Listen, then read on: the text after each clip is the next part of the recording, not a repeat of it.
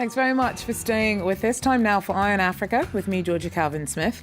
Tonight, the wait continues for Riek Machar. The South Sudanese rebel leader still hasn't arrived in Juba to kickstart a crucial phase in the peace process. His camp says it's first waiting on a flight for a top general to get clearance.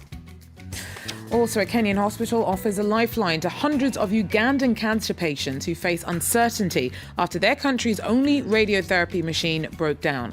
The device has been out of action since earlier this month. The government's been accused of neglecting the health system. And the Congolese government's tried to shore up the franc after it slid against the dollar. The moves haven't gone far enough, though, to stop traders and customers from struggling with rising prices of household staples. Well, first, a standoff over military logistics may be behind a hold-up in the long-awaited appearance of South Sudan's rebel chief to Juba. Riek Machar had been due to arrive in the capital at the start of the week to begin putting together a unity government with his arch-rival, President Salva Kiir. Well, Machar's return after 2 years of brutal civil war is a key step in a fragile peace deal. But for now, the wait continues. Our Simona Foltin tells us more. It is still uncertain what today's postponement of Riek Machar's arrival in Juba really means for the peace process and the formation of the transitional government, which has already been delayed for 5 months. The opposition maintains that Riek Machar will arrive in Juba any day once certain logistical problems have been ironed out. At a press conference earlier today, however, the Minister of Information said that Riek Machar's arrival in Juba has been postponed indefinitely, which really suggests that there are some major differences between the two sides. The main stumbling block at this moment seems to be the number of troops that Riek Machar and his army chief are permitted to bring along. The opposition has suggested that at least 120 troops board the plane. That would be on top of 1,370 opposition forces already present in the capital. The government, however, says that this would exceed the total number of troops permitted here. The Republic of South Sudan will not accept any additional arms or surplus forces to be brought to Juba. If the SPLM-AIO has any surplus forces or has any surplus arms, they are not supposed to be brought to Juba, but to be taken to their cantonment areas or kept in their headquarters in Pagak. This is the system. So here, when you talk of bringing more arms here, then what are you doing? Well, especially that last sentence really highlights just how much suspicion there really is between the two sides at this very sensitive moment in the peace process. We have to bear in mind that this would be the very first time Riek Machar would set foot in the capital since fighting first erupted here in December 2013.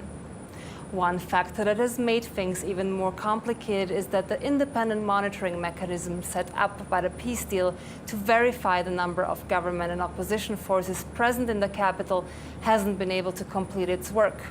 That has created a lot of uncertainty and is likely to cause further delays in the implementation of the peace deal. Simona Foltin for France 24 in Juba, South Sudan. Simona Foltin there for us in Juba. Well, after nearly 7 years of bearing the brunt of the ravages of Boko Haram's insurgency, Nigeria's Borno state is asking for help in getting back on its feet. At a reconstruction conference in Abuja on Tuesday, Borno's governor called on the world to rally round his region. It's thought that around 20,000 people have been killed in the state by the Islamist uprising, and the cost of the destruction there has been put at over 5 billion euros. The World Bank has put aside over 700 million euros to help rebuild infrastructure in Borno, but officials warn that that is just a drop in the ocean of what's needed. More than 200 people have been arrested in Lusaka amidst riots and looting targeting Rwandan-owned shops. The violence started in slums around the Zambian capital after the mutilated bodies of several murder victims were found.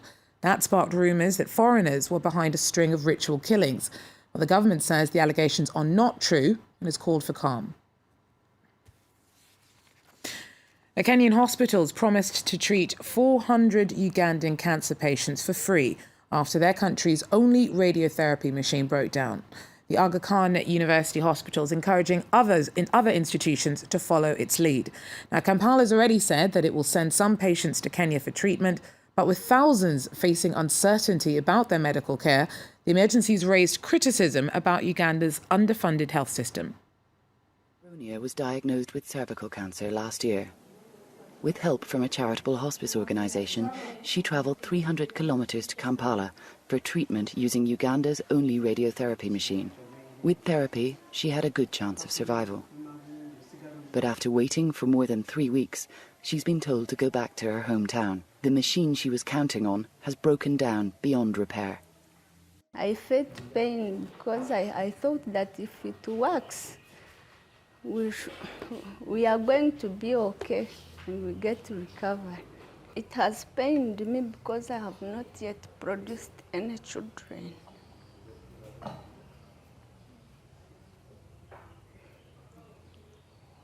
Even I've got loss of weight, bleeding every time.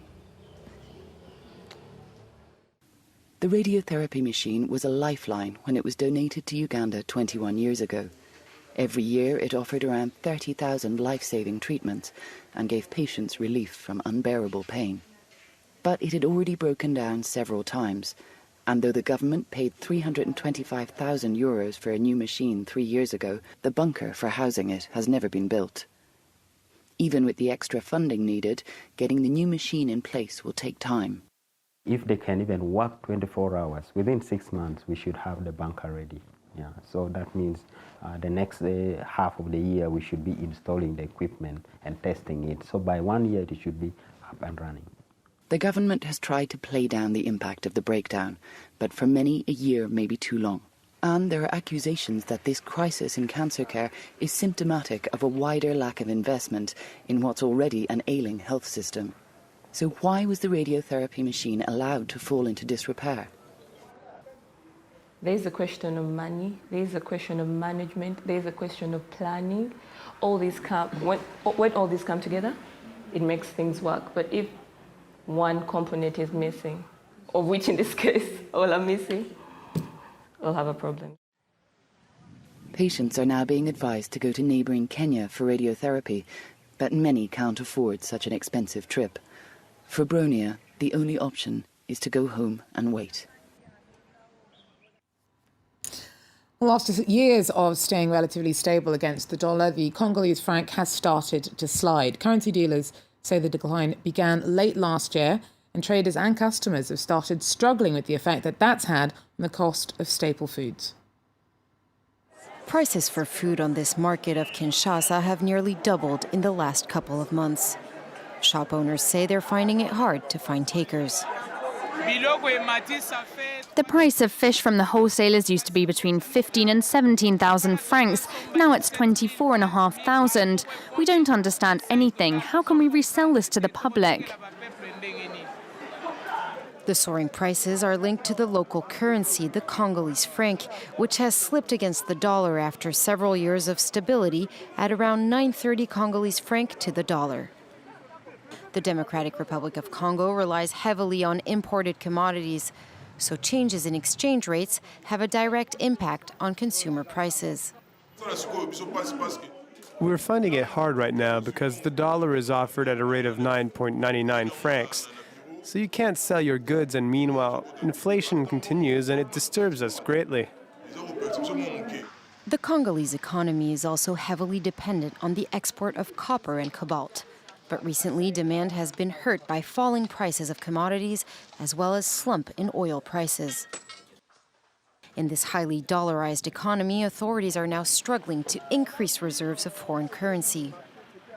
Alongside the Congolese franc, other emerging market currencies, such as those of Turkey, Russia, Malaysia, and Brazil, have also recently plunged.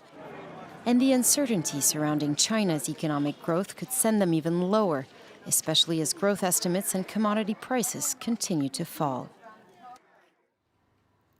Well, Kenya's pulled out all the stops to greet its winning rugby squad with style upon its return on Tuesday.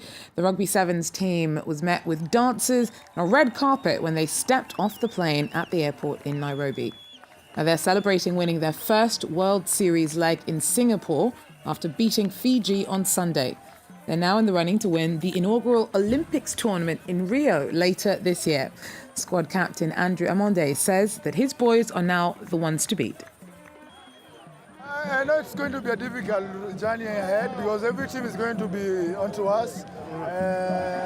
We have just to focus as a team again and get everything right again. In terms of what we all believe that Kenya, the abilities of Kenya rugby is, and it's just a testament of the true hard work and grit that the boys put in.